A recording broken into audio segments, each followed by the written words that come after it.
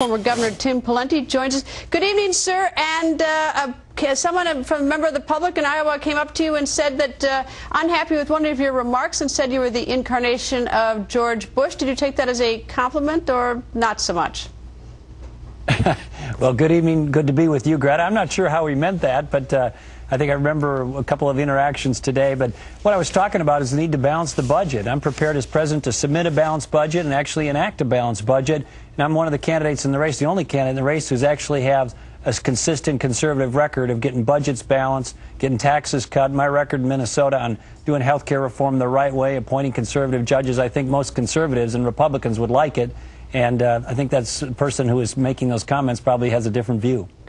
Well, I think part of the problem, and I think that this is sort of one of the hazards of being on the campaign trail, is that everyone wants to hear certain things. And as I dug into it a little bit, I'll defend you on this one, is that I think he wanted you to say that you're going to balance a budget right away, not realizing that that sort of Washington has to be sort of maneuvered in a particular direction. It can't just, there's just not a switch to throw here. I think that's what he was a little bit disenchanted. Yeah, I remember the conversation. I said, look, I'll submit a balanced budget as president, but it may take a few years to actually get it done given all the challenges and politics of Washington. And I wanted to shoot it to him straight in that regard. And I think he perhaps just wanted a different approach. But nonetheless, my record in Minnesota is the best record of any candidate in this race as it relates to cutting taxes, cutting spending, and the like. I'll put it up against anybody in the race, that's for sure.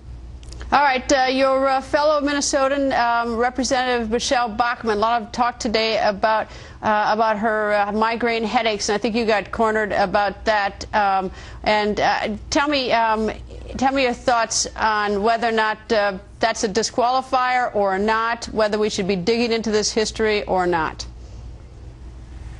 You know, I think it's mostly a sideshow. Greta, I've observed Congresswoman Bachmann. I've never seen her have a medical condition or impairment that would seem to be a concern. What I said today, generically applying to all candidates, not her, is that anybody who's going to serve as President of the United States, of course, has to be able to do all of the job, all of the time, 24/7. That's just common sense. It's not a debatable proposition.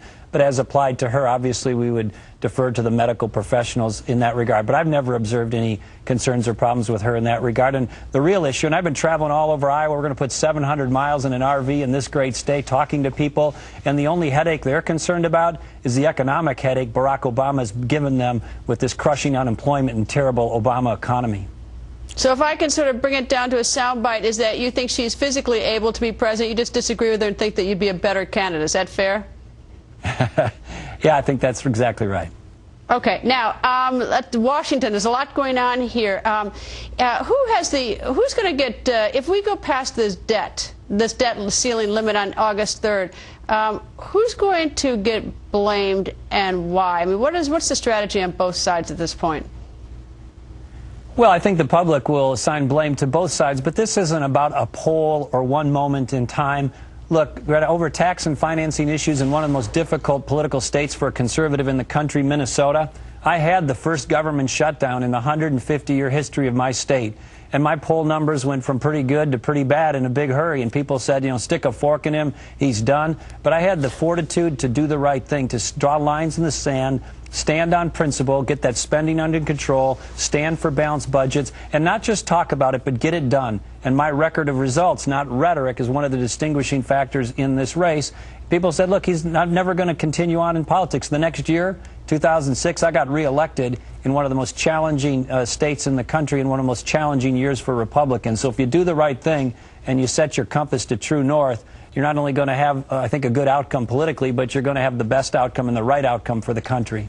But the problem here is that we really do have two very distinct ideologies, and if anyone sort of abandons, you know, his or her position, whether it's on the conservatives, or I mean, whether it's Republicans or the Democrats, it's looked at sort of, you know, abandoning principles, because both sides feel very principled about this, and that's why this is a particularly thorny problem. Is that, you know, how do you get someone to come off his principles, and how does the person then proceed?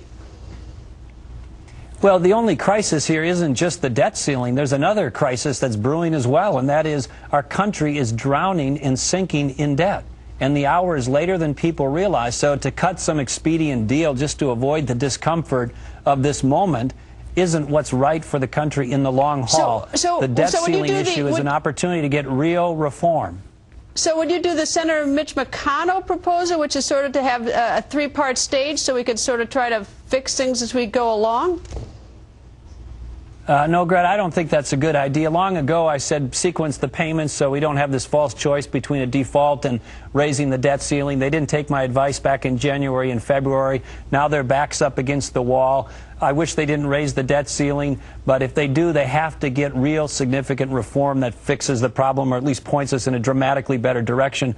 Senator McConnell's proposal, with all due respect, doesn't accomplish that. So if you were in the United States Senate tonight, you don't want to be that, you want to be president, would you be a cut, cap, and balance signer?